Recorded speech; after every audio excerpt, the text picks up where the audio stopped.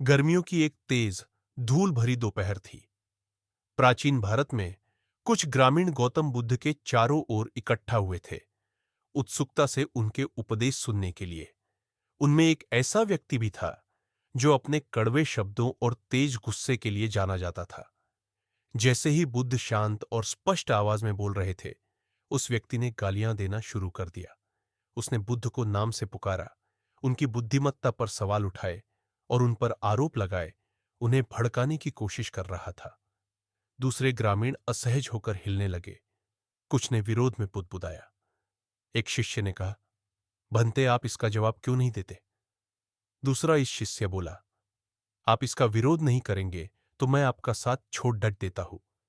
लेकिन बुद्ध वैसे ही शांत रहे। उनका चेहरा प्रशांत था। उन्होंने अपना प्रवचन ऐसे समाप्त किया जैसे किसी ने उन्हें रोका ही न हो। फिर उन्होंने उस व्यक्ति की ओर कृपापूर्वक देखा जो इतना अपमानजनक था।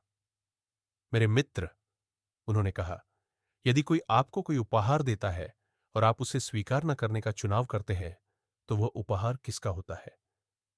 वह व्यक्ति अभी भी गुस्से में बोला, यह तो उसी का होता है जिसने इसे दिया था।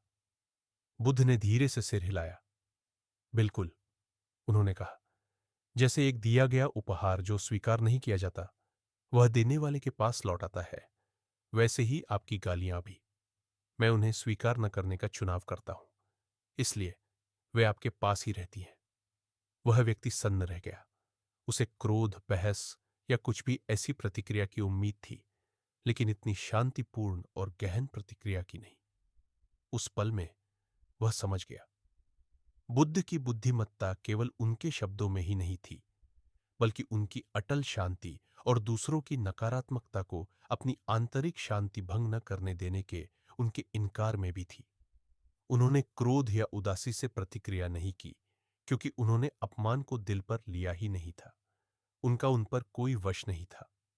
बुद्ध ने अपने शिष्यों को अनासक्ति का पाठ पढ़ाया था।